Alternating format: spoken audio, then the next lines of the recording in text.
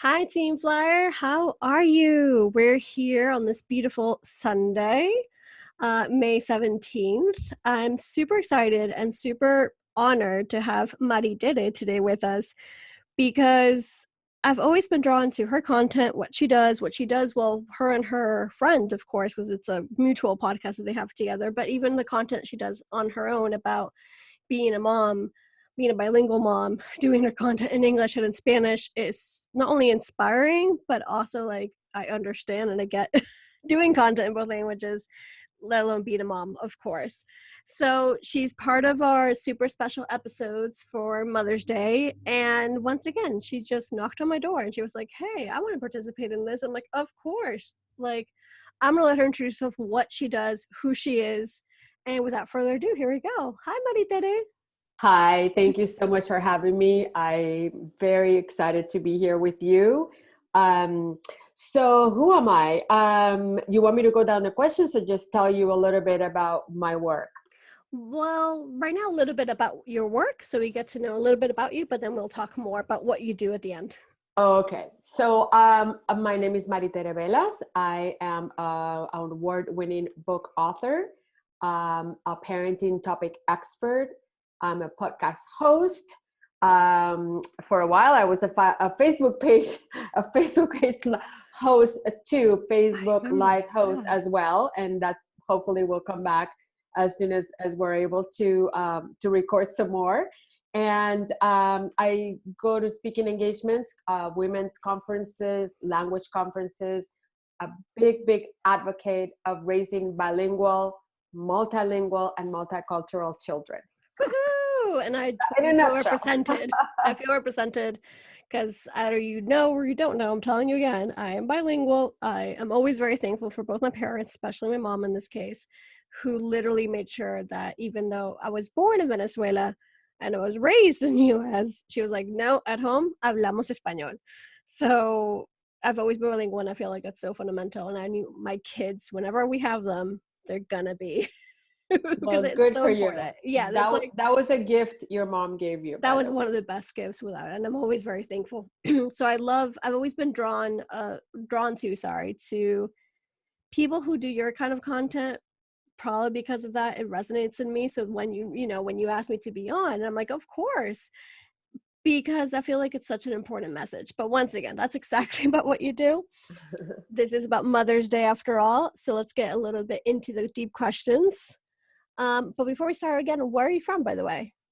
Born and raised in Puerto Rico, Yay. and I have been in California now for, it's going to be around 40 years that I've been here. Wow. Yeah, my husband and I just celebrated 36 years of marriage. Uh, Congratulations. Oh yeah, I did see the post. That's right. yeah, we have a 30-year-old and a 27-year-old daughter, a 30-year-old son. And yeah, I'm ready for grandkids. Aren't you all more or less around that age? I'm like, where's my grandkids? You sound like my mother-in-law. My mom is like, well, whatever happens, happens. But my mom was like, so grandkids anytime? I'm like, we're Yeah, really. trying. So yeah. So we're gonna deep dive really quickly now. How do you define being a woman, Maritere? To be honest, I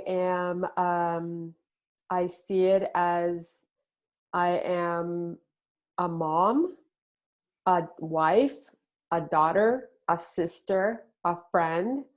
And that's just my role as a woman. It's all involved in all those different roles or different hats that a woman wears. Also an entrepreneur, um, and someone that is there for others. Um, and as a mother, I think that's my biggest accomplishment. I see it as my biggest accomplishment being a mom, and it's a responsibility becoming a mom and being a mom, and it has a lot of rewards, and it's not always peaches and cream, but it's a very important role. I think we are helping someone else become a, a good person, a person that it's going to be part of a society. And so it's a big responsibility to raise children. But I love it. I wish I'd had 2 more kids, 3 more kids. I think I became a mom when I was 4 years old and my little brother was born. And he just became like my little kid. And so that motherly instinct kicked in right away. So I such a always strong knew, connection. I always knew that I was going to be a mom, whether it was from my own or adopting or fostering, or, that I had to give that love, that motherly love to someone. So they just, in my humble opinion, they go hand in hand, being a woman and being a mom. And that's, it's a very important role. You definitely have all the experience, especially if your oldest is 30, for example. So Yeah, I feel like I can't believe I have a 30-year-old. Oh my God. Where did time go? I don't know, it does fly by too quickly, and it's like my brother. My brother, he's 40, and it's like, whoa. I don't know. My mom feels the same way, basically, like, where did time go? What happened? Like, how is he 40 already? I'm like, I don't know, life. Uh,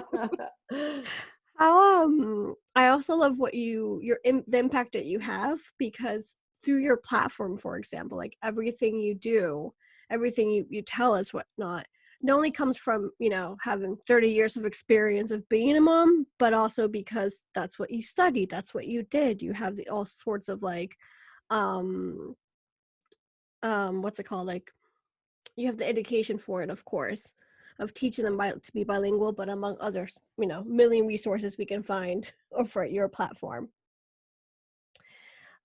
So what is one of the hardest parts about being a mom? I think it's not a one answer. I think it evolves depending on how old your children are. And as they go through milestones, you go through a milestone of, there's an evolution in your role of motherhood, and how hard it is and how hard it isn't. So I think that, when they're little, um, you need a lot of patience, and you need to be there, especially if you have more than one child. You need to find the time to um, dedicate to each child individually. That was hard, because then you have your work, and you have, you're a wife, and you're a daughter, you're a sister, so you wear all these hats at the same time that you're being a mom. So finding that balance, it's not easy. And then they get a little bit older, and you're dealing with, them being preteens, and, adjusting to them going into being teenagers. And, all of a sudden they're not as attached to you, because they're more attached to their friends, but you are still guiding them and, directing them and all that. So that was hard. And I think in my case, it was harder to raise a teenage daughter than it was to raise a teenage son. And I know that there's a debate about that, but in my case, I can just tell you, my son was a lot easier. I don't know if it was because he was the oldest, or it was just his personality, but it it was harder to raise her, to deal with all her emotional upheavals, and going through puberty, and her experiences in high school, and boys and all that. It wasn't as easy, so that also was hard. And then they go to college, and no one prepares you, in my humble opinion, again, no one prepares you to get used to not having your child at home. For 18 years, they were there, and you were on top of things, and we're guiding them, and then all of a sudden they're not there anymore. They're making their own decisions, their own choices, and all you can hope for is that they're going to make the right decision, and and always choose the right thing versus the wrong thing. Your job is pretty much done by then, but it isn't, because you're still worrying, and you still, you know sometimes all you can do is pray. I pray a lot. I'm very spiritual, so I'm like, okay, God, please. uh so then your role changes that way, and then they are in the workforce, and like my kids, and there's a a whole set of other worries that you have, and that are part of that are hard. You want to make sure that they get a good job, and that they're doing the right thing, and there's just a lot of emotions going on, and I don't think we're prepared for that. It's yeah, we've hoped that we taught them well, and we gave them the what do you say, The right tools. the tools, the resources, the guidance, but it's hard. I maybe because I always saw myself as a mom, it's hard to be that separated. And when they go off and move into another state for a while, and they're not there constantly, that is hard too. So it's an evolution. It changes as your child grows older, but it's still the most amazing job anyone could ever have. I just I love being a mom, and yeah, I'm glad it's a forever job. Oh, It it's never so ends. sweet. It Exactly. never ends. So, out of these past 30 years, my darling, what is one of your favorite memories with your kids? I have to be, I've never told this to anyone, I don't think. So, my husband is Greek American. I'm from Puerto Rico. We raised our kids in California, in the United States. And my husband was very close to his family, but they weren't touchy-feely close. I knew there was a lot of love there, but they weren't as touchy-feely and warm as Puerto Ricans are, like hugging you, and which now it's like, oh my God, what are we going to do now Exactly. I mean, I after love this my hugs. I pandemic? miss my hugs. I'm going to miss hugging people and kissing people, and so I there was this warm thing and going. And I remember when we started dating, and we hardly ever held hands, and especially we were in a public place. He was just a little bit more detached that way. Not that he didn't love me. I knew he loved me. So we get married. We didn't have children for 5 years. And you know what my biggest fear was? That he would not be that warm with the children, because I Mm, feel like kids need that calorcito. They need that yeah, they warmth. They do. need That that warmth. cuddly thing.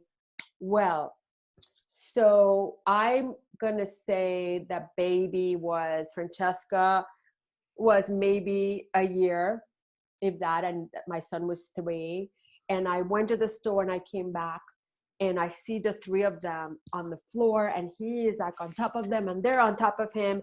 I started crying, and I was like, I just looked up and I'm like, oh my God, thank you, thank you, thank you. Because it just, I felt at that moment that I had something to do with that cuddling, that he got it. He understood how important that was, that kids, knew that he was there, and that he was playing with them and hugging them and kissing them, and tickling them and all that. And that is one of my favorite memories of walking in and seeing that. That was just priceless to me. Oh, that was so special. Thank you so much for sharing.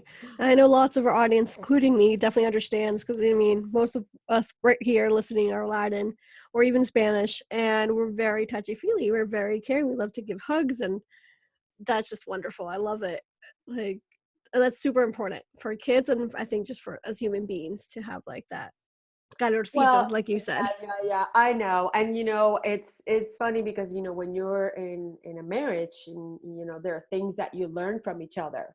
And so I feel like he learned that from me, and he took it in, and he embraced it, instead of you know maybe saying, oh, I don't do that, or my husband, my family, we didn't like hug and kiss all the time. He kind of embraced it, and that was Mm, that was amazing to me. That was really wonderful. Just like I learned other things from him. So it's a partnership. definitely, definitely. That's exactly that's the word what I was thinking. And it reminds me a lot of my husband as well, because he's from the States, but his family's German, so they're very distant itself. And I'm the opposite, obviously, but he knows that I need my hugs, and he comes home and he hugs me and he makes sure he kisses me. He's like, I love you. And he wouldn't really do that otherwise. So it's the partnership and it's a give and take. I love it.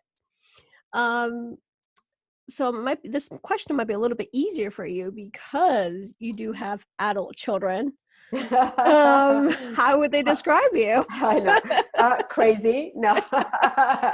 Like every mom, I basically. know, Annoying, like really. every Yeah. mom. That's another answer I got. No, actually, I think they would say I'm very loving, and I put others first always. My son says that, Mom, you have to think of yourself too, and you're always putting some other, either a cause or a person, or I was very involved in their school when they were growing up. And then after they left the elementary school, I became involved in the high school, but also in our parish. So all of a sudden, I was doing all this charity work, and there's there's always someone that needs help, or a cause that needs help. So I think that's how they would describe me, as a loving, caring person, that has a lot of integrity. Oh, Like, and what you see is what you get. exactly. That's exactly what I was going to say as well. It shows it totally from this screen, from any kind of screen we see you at. When you listen, when you ask to be on, I'm like, of course, like you're just so real and raw and honest, and you're so full of knowledge and wisdom, and you just love, and I love that. That's so so sweet. You are very sweet to love, my dear. Oh, Yes, definitely. you're all gonna make me Definitely. cry. Oh, No, thank well, you. there's and you are young, but obviously I don't know a lot about you, but what comes across is a very genuine person. Oh, And that's the other word that my kids would use to describe me. Genuine, like just like integrity. I grew up with a dad that was he was an amazing dad. He passed away about a year and a half ago. He hmm. lived to be 90, by the way. So he had a Long, long healthy life. life. Good, good, Yes. good. At least. But I remember growing up, I put this in my book, in one of my books. We grew up, integrity was very important to him. And he was the same person with his patients, like he was with his friends, he was always the same person. And he always used to tell my siblings and I, never compromise your integrity. And that really resonated. And it's important to me. And I feel like that's why I I have to be authentic. I have to be real. I have to be honest. I'm not perfect. No one is perfect. And human. But you always stay true to yourself in everything you do. And I see that in you. And I like that you take the time when you comment in someone's space. You take the time to say something valuable and something Oh. nice, and something that makes the other person, in my case, makes me feel that you really care for what I put in there. And that is so important to the person that wrote that blog post, or Yeah.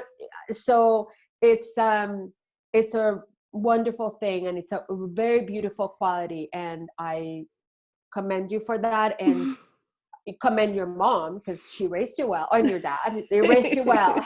I always say that. My kids always teasing, because I say, for example, I really admire Rafael Nadal, the tennis player. Yes. And this kid because he could be my son.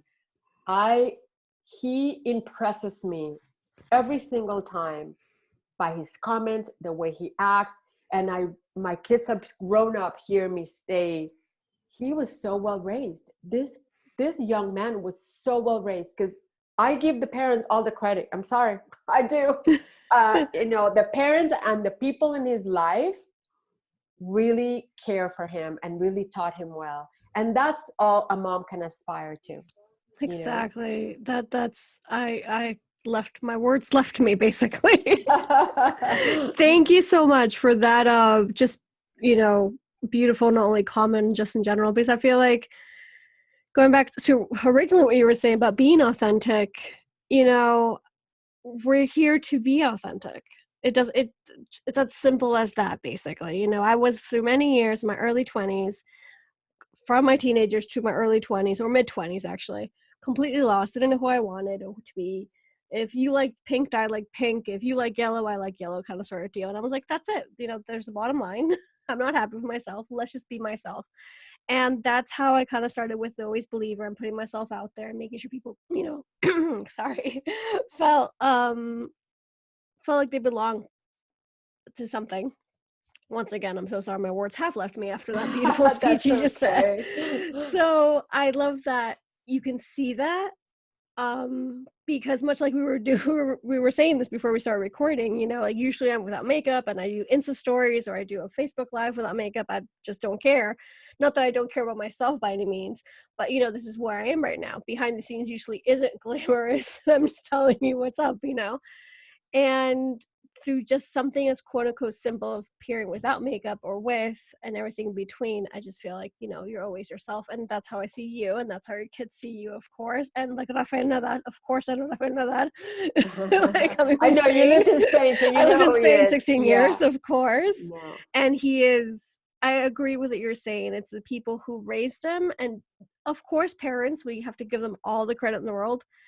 And what you said, people he surrounds himself or you surround yourself with. And I feel like in my case, that's kind of what happened. And that's the moment you're like, oh, okay, I can, step out and be myself, and I can be okay with my purple hair sometimes from my tattoos, and just, okay, sure, And before the next question, oh, it escaped me. So sorry. That's okay.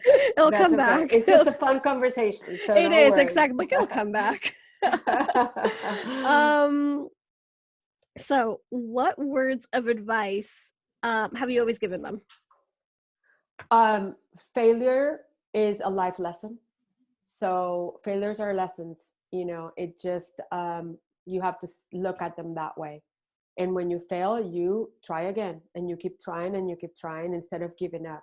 So giving up is not an option. I think we have to move forward, and especially in this in uncertain times that we're living right now. There's silver linings everywhere, and we're going to look back 10 years from now, and we're going to look at all the positive things that we learned from this experience. I want to believe that, but I'm Me too. also an optimist, Me and too. I believe in hope, and I believe in gratitude. And I feel like every day we need to say thank you for whatever it is, even if it's just I had a nice dinner today, or whatever. Just and I That was a big thing in my house, and we learned that again from my mom and dad. Always be grateful. And my kids would, in those days, I would make them sit down and write thank you notes for whatever it is that they, either a family member or a friend, I birthday love present or that. Christmas present, or just anything. They would, to this day, by the way, both my children they send thank you notes written by them. And that was just a practice that was taught to me. And I just feel like, yes, I know it's so easy to send an email saying thank you, but the fact that you took the time to sit down and write it, that really means a lot to the person that is going to receive that. Exactly. So I don't know how we got into that. Oh, gratitude. Gratitude. So failures are life lessons. And also, I grew up with hearing, no dejes para mañana lo que puedes hacer hoy. Don't live for tomorrow what you can do today. So, I think that I always told my children that, there's something that you could do today, just get it done, not mañana, mañana. And so that's the best advice I can give. That meant you still do to this very day, To this basically. very day. Yeah, I tell my daughter that all the time, This is you gave me a really good segue because I remembered while you were speaking. Obviously before about the comments, it's so you said something really thoughtful that I take my time, and I'm like, well, because that person had the courage to post something. It could be a picture, a blog, it could just be, I don't know, have a great day kind of comment. It doesn't matter, but the work that goes behind it and the courage that to hit play or to hit record or to hit whatever, like, that needs to be acknowledged. And this is also the kind of ties into the thank you cards, that they took the time to give a birthday present, give a Christmas present. Well, here, thank you very much, like, I appreciate that. So it's definitely aligns well with what we see with you, obviously, as well. And that's kind of what I was saying before, essentially. I do love that they sit down and say, like, thank you cards. I want to do that with my kids now. Oh, that's for sure. That is for sure. Because it's so fundamental, and you get so giddily when you read. There you go. Like, when you read that comment on an Instagram page or whatever platform that you're writing a comment on, or like literally a card. You're like, oh, look at that. We never get these anymore. Exactly. And, it leaves an impression. It leaves an Yeah. impression, and it talks a lot about who that person is and, their character. And that it's going to segue into your new, Yeah. I think into your next, There it is. your next question. Which is, what is your vision for them and their future? Perfect. Yeah. I want to see and I already gotten a taste of it. I want to see my children as good people and productive members of society. And I want them to continue being authentic and be who they are, who, we raised them that way. Uh, I honestly believe that my children are the people they are today because of how they were raised. We go back to that. Multicultural, bilingual, especially the multicultural aspect. I believe that it helped them become empathetic, tolerant of others, accepting, respectful. That's so important to me, to be respectful. And that's who they are today. And they see everybody the same. There's no color coding or you're you're this sex or that sex, or you're in the middle, or they just see everybody the same, and they accept everybody, or that you have an impediment, or you're a special needs person. They see everybody the same, and they are respectful of who everybody is. And that's just, what else can you ask for? Definitely. So that's the way I see them. I hope they marry well. I would like to see them married because all the, this Catholic thing going on in my life. Married, lots of grandkids, or at least a few. I can live with like 2 or 3. It's fine. But I just feel like I still have that motherly love to give to someone. Yeah. So I want to be a grandmother. But that's what I see. I want to see that, and they're both doing that in their careers and in their personal life as well. So, that's all you hope for. Exactly. Oh, what is one of the most rewarding things about being a mom? It's easy for me to say this because now they're older. Yeah. So, just to see what they, who they have become, what kind of young adults they are, that is that it's everything to me. We did our best. My husband and I, you never know how you as a parent are going to impact a child, and what influence you will have. And you want them, I believe we raised them as independent thinkers. They were listened to. They had an opinion. I didn't grow up with most of that. It was like, this is what mommy says, and that's that. There's no explanation. But that was the way, by the way, I do not judge my parents at all. That was the way they did it. And I'm grateful. I had a wonderful childhood, so I can't, but it was different. My husband and I decided, same with his parent. Oh, there was no, lo que dice mami and papi, and that was that, whatever they say, and you don't argue, and you don't, even want to make a comment. But in our house and the way we raised our kids, they always had a voice. And we, even at the end, it might be what they would do what we said they would do, but they still felt like they were listened to. And many times they would come and say, oh, but in my friend's house, this is the way they're doing it, da da da. And we would say, I know, but this is the way we do it here. And I have to tell you this. So when they were in college, we were having dinner one night, and we started talking about things they remember from being in elementary school and being in high school.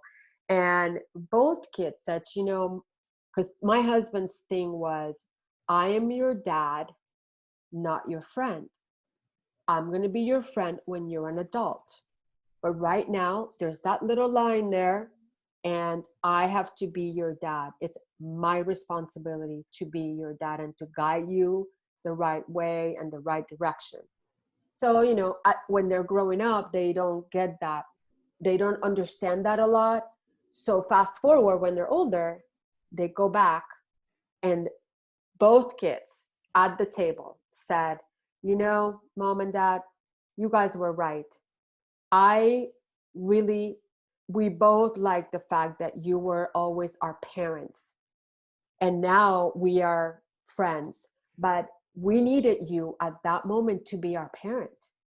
Because they would see, for example, in high school, some of the friends, the parents wanted to be the cool mom and the cool dad, would be more of a friend. And I'm not judging, I'm not saying that, maybe that works for some people, but it impacted my children enough that fast forward, they acknowledge that it was important at that time of their lives that we were the parents and not their friend.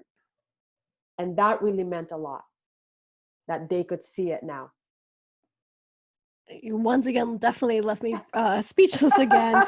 And the only thing I can say, actually, that we are doing, the special episodes for Mother's Day, and we've had, I think, you're 7 people on, including you, obviously. You're the last one here. And actually, it's perfect because you have the oldest kids.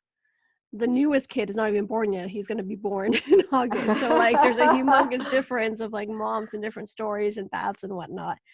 And I love that, because with that question, because now they're adults, you get to see that, and you're giving not only me, you're giving us all valuable information for maybe those moms who have toddlers when they were teenagers, like, oh my God, what the fudge am I doing? You're like, well, here, listen to Maritere, and it does work as long as you are doing these set patterns. You remind me a lot what Rosanna Burgos, in Spanish, Ariadna, said to us last week, Mama B, for those who know her as Mama B, because it's those kind of set patterns as well of being a parent, knowing that there's a fine line, but you're the parent, you're a community. Of course, they're going to help and they need to be listened to and respected, but you're still a parent. So I commend you also for that, because that's something that a lot of people don't know how to do. So I'm so happy to hear.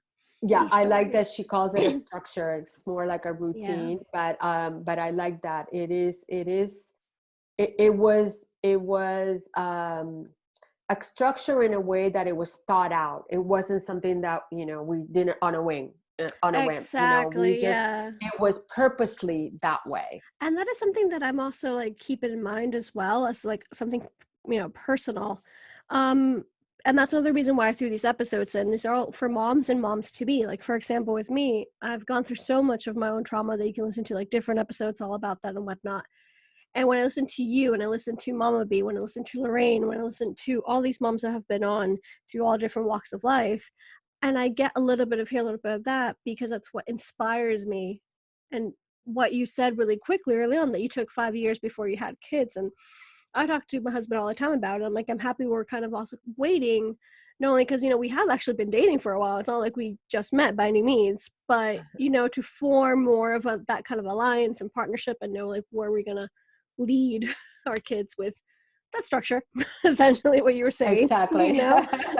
but you well thought out a little bit before. It's all like, oh, like, okay, what do we do now? So definitely. All right. It's like that. It's the same like when you make a decision to raise bilingual. It's a partnership. You have to decide it together.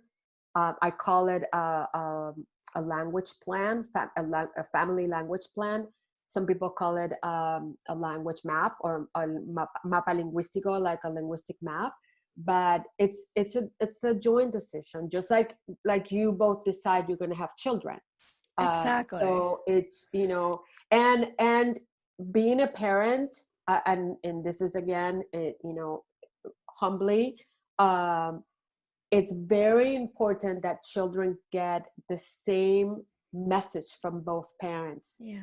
The minute that you mix messages, that's not going to end well. It's not going to be well. There more issues will come up of that. So as much as we can, as much as parents can, make these decisions together, and in front of the children, have a front, even if later on you go in the bedroom and say, what the hell, why'd you do that, why'd you say that? But in front of the kids, do not do that. Exactly. Don't call each other out, people, please. Exact message. Oh, I agree. Like things like that, without a doubt, too. And what you were saying, going back to bilingual, like we have to have you on again and talking just about being bilingual and the whole thing and everything that you know about it, because it's such an interesting topic, and it's that partnership.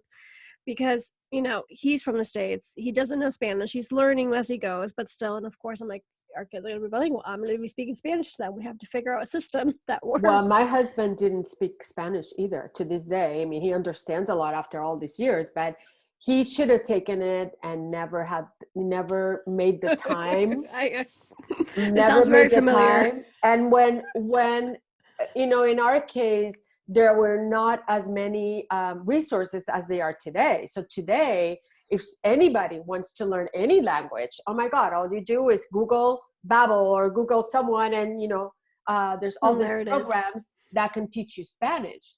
So, but that's something else that I do want to talk to you about. But like I said, like we're going to continue with these questions the ones we're at. We will talk about that, because I know a lot of our audience, including me, of course, is interested in knowing that kind of how do you educate them bilingual. You do talk a lot about this through your podcast, which we'll talk about a little bit later, which is in Spanish. However, the more people you can reach out to, the better, of course. So going back to what we're saying, which I don't really know if I have all the time for all the questions, because it's just entertaining itself as a conversation. What has been, up to date, of course, the most exciting milestone, or one of them many?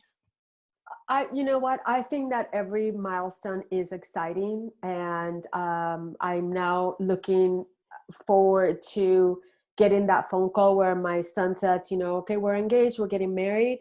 That's going to be an amazing milestone. I probably cried the whole time. But it's, one thing comes to mind, although it's, like I say, there's all these wonderful moments that happen every time they, every 10 years or every 5 years or every 2 years or every year, you know what I mean? There's all this, every birthday is a milestone that, you celebrate. But for our 20th wedding anniversary, and we should have waited 5 years, but we decided to do it on he just showed up one day and said, why don't we renew our wedding vows? And mind you, I had already married this guy twice, so it's a funny story. We're not funny, but it is funny. So we got married in the Catholic Church in Puerto Rico, and because my husband grew up Greek Orthodox, we had to have our vows blessed by the Greek Orthodox Church. So when we came back to California, we did a little ceremony, just the two of us and a witness. We didn't do a big thing because we had already had the big thing in Puerto Rico. So I married him twice that same year. And then 20 years later, his parents were older, and we kind of wanted to do this while we didn't know how long they would have. We planned this whole with our friends, our kids, and it ended up being, because we made the whole ceremony about the kids. So both my kids had readings.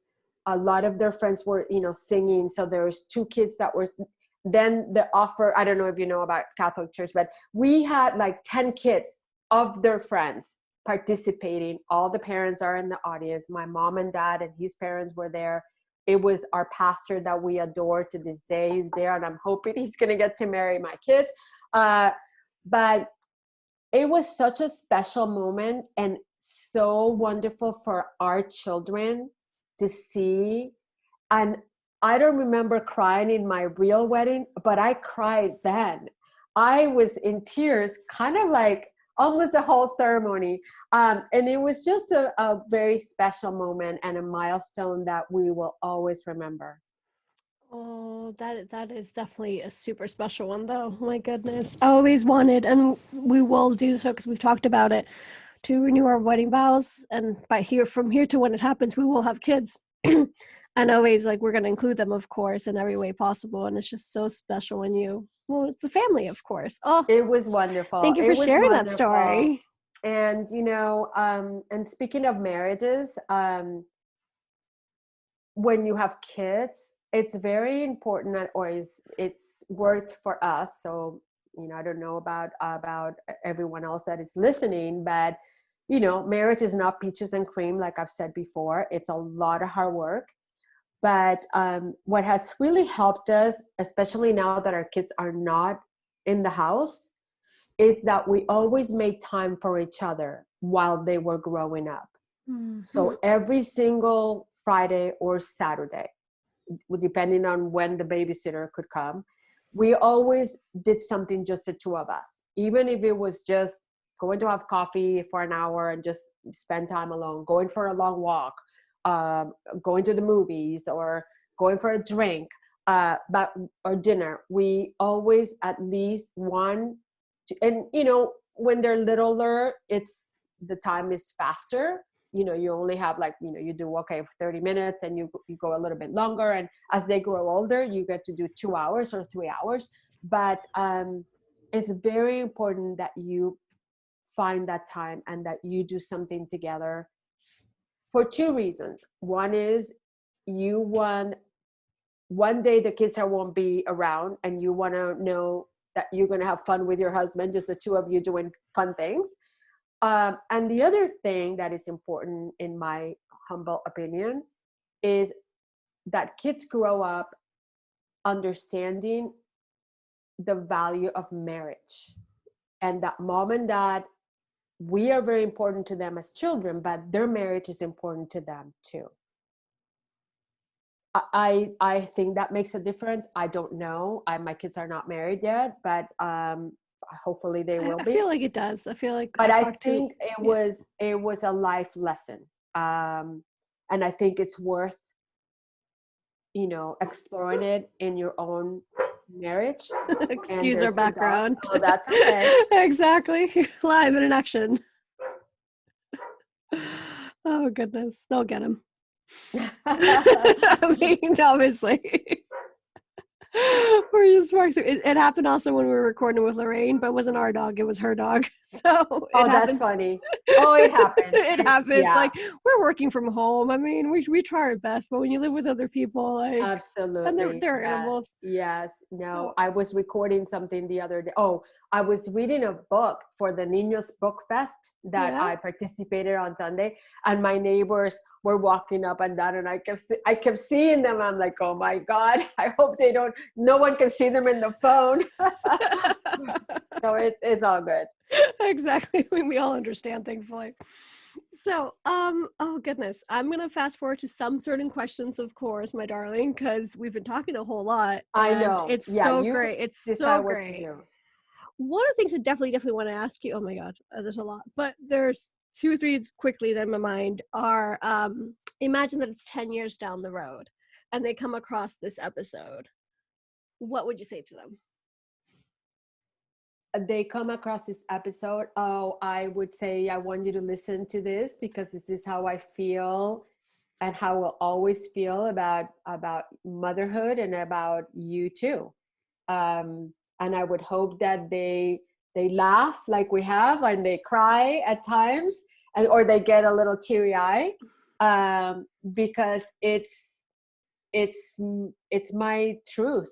It's who I am, and I've loved being a mom, and I've enjoyed every second, and I'm excited that what's to come and how they're going to see me, 10 years from now. Uh, I hope I'm a grandmother and I'm sure you will, from your spoiling life. my grandkids. And yeah, no, I would love um, to put this little episode in a time capsule and have them find it and listen to it. Exactly, because this is why I loved when I came up with this idea, because of that, because it's the perfect little thing to, it's a love letter to you as a mom, lessons learned, marriage, partnerships, etc. And then, with kids, like, it's kind of a celebration of everything all in one, that you can always be like, oh, this is what I thought about this and that, and oh my God, it's still the same, or whatever.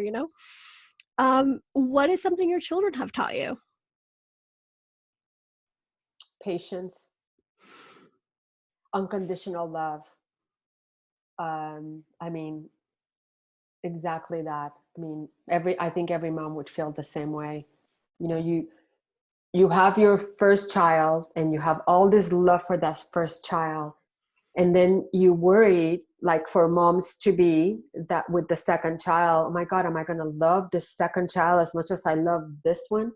And somehow your heart expands to add on all the kids that you have, and you have all that unconditional love. You love them no matter what. And um, that's something very important for children to know, to have that open communication while they are growing up. There's nothing you can do or say that it's going to make me love you any less. I'm always going to love you, so come talk to us about anything. And that goes for a father too. I mean, I think both father figures and mother figure are important in a child's life, and it doesn't have to be just a baby that you birth, or there's so many wonderful mother figures out there, foster moms, adoptive moms, an aunt that becomes a Yeah. child's mom, um, and all those, they play a big role in a child's lives. So That is also very touching and beautiful, because you included all the moms, and I think that's something important. that's That's that's super something important to important. me. Exactly. That's not just a birth mom, it's what you just said, basically. Everything. And as I have been a foster mom, and it's just a whole different it's a whole different world, but it's kind of the same. So every time I mention it to, like, other moms, and I've talked about in different podcast episodes, especially these here and there, it's like, oh, you're one of us, basically. Like, your kid got adopted, of course, and thankfully they went to better homes. That was the point of, that's the point of foster parents. But it's and yeah. I admire that so much, because I don't know that I would give it up. I could not. I That's what would my just, husband says. oh my God, I was like, well, no, he or she would be part of this family forever. And you would hope that that is the role, that a foster mom would feel that way.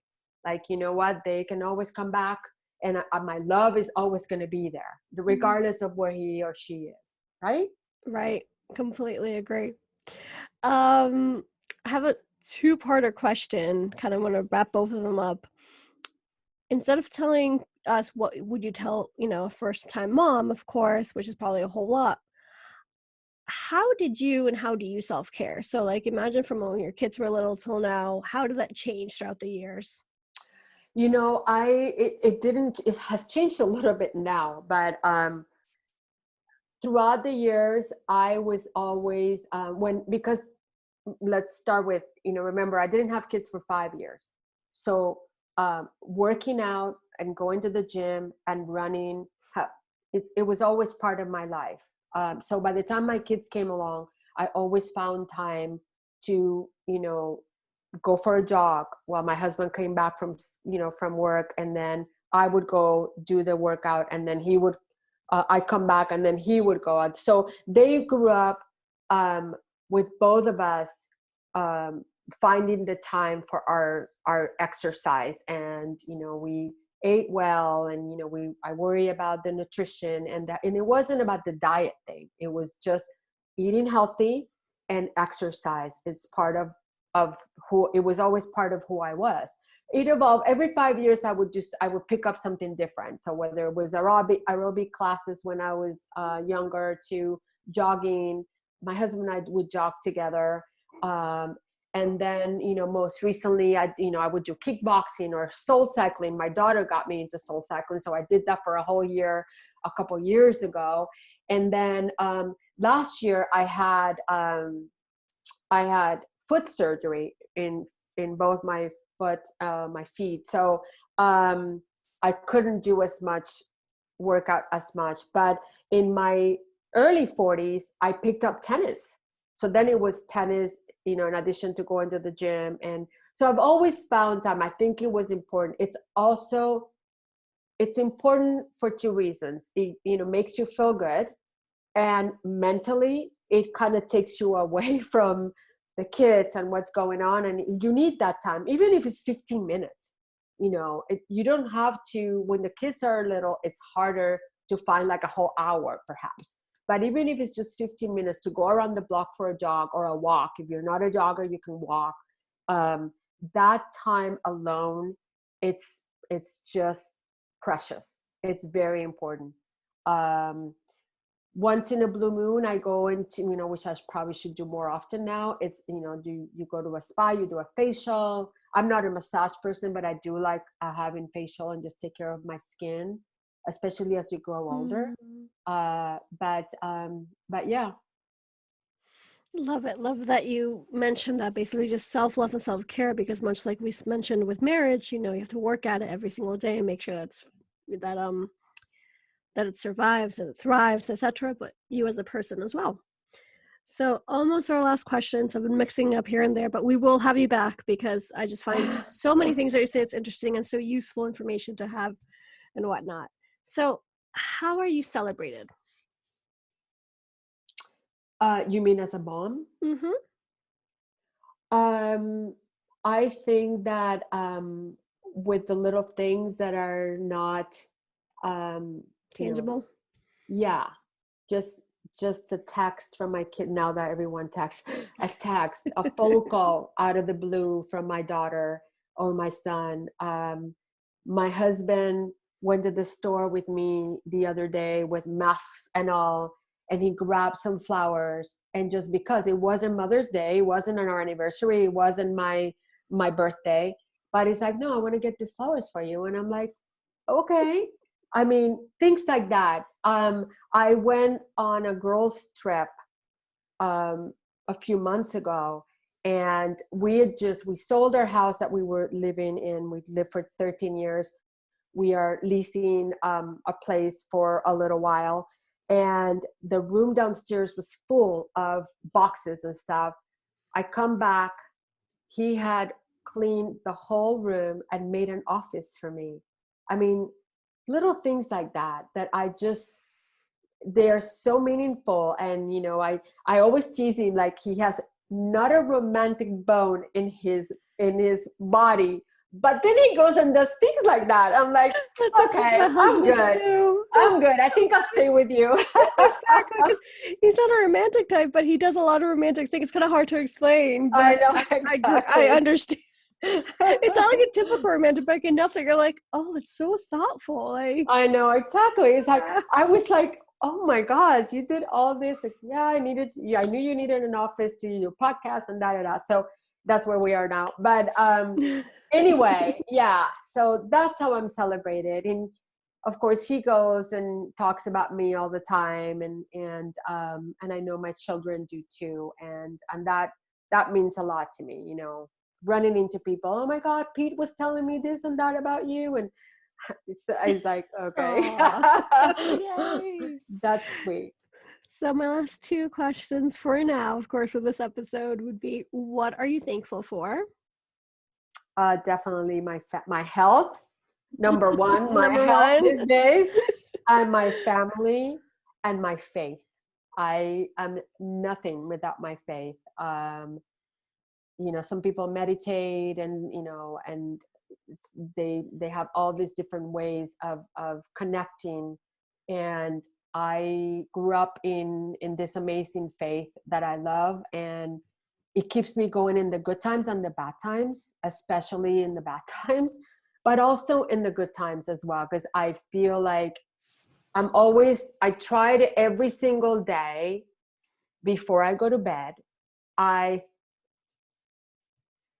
i in my head, I said, okay, so today, what am I thankful for that happened today? And at least 3 or 4 things are always coming to mind. So I'm always grateful for at least 3 or 4 things every single day. And I was going to start writing them, because I know, I'm a visual person and I love writing stuff, but sometimes I haven't found the time or the discipline to do it that way. But I never go to sleep without saying thank you for this, that, or the other. I couldn't agree more.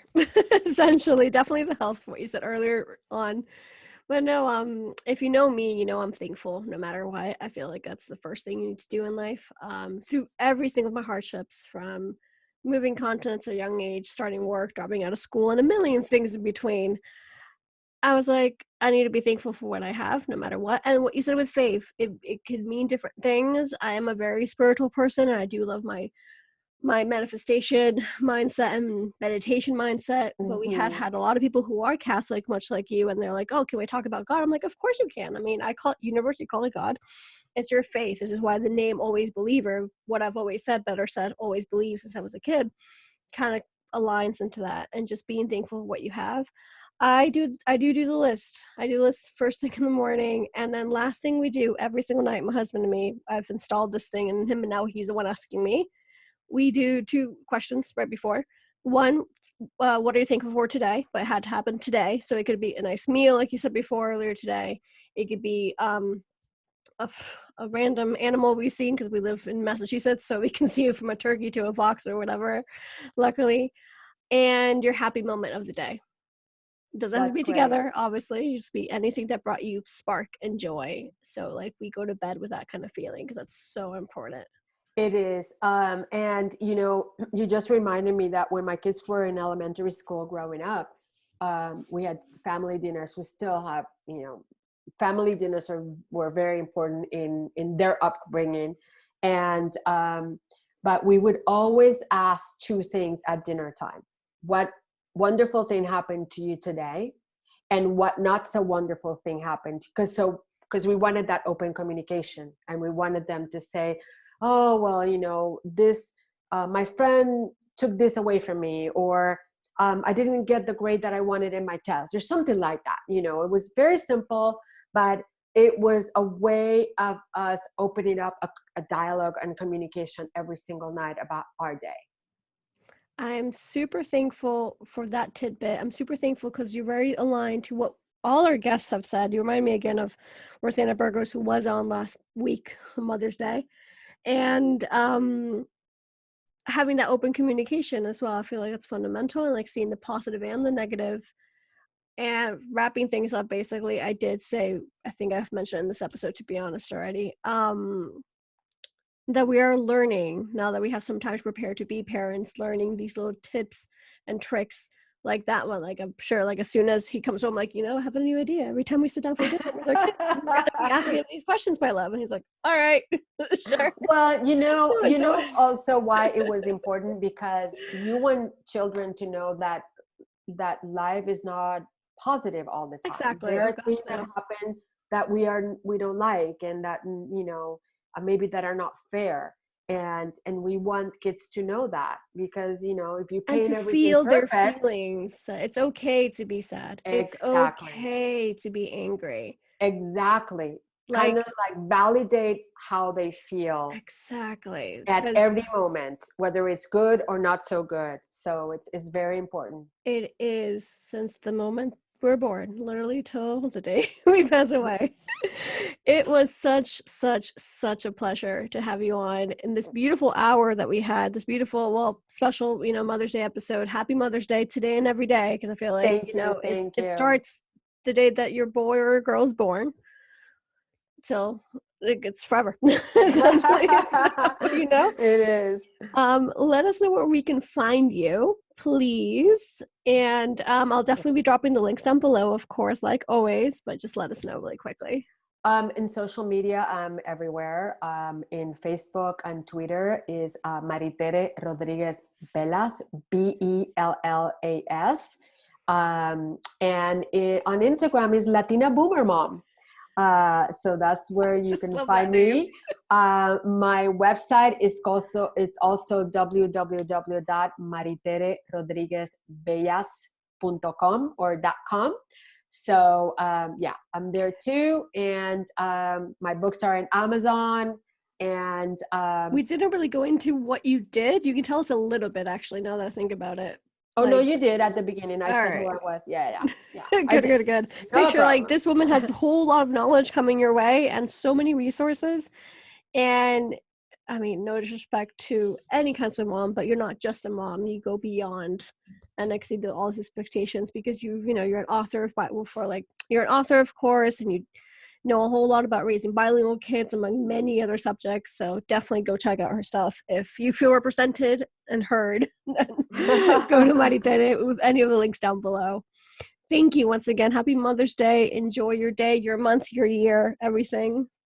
And thank you. Just thank you. Thank you. Thank you. It was a pleasure talking to you, and I look forward to our continued collaboration and friendship.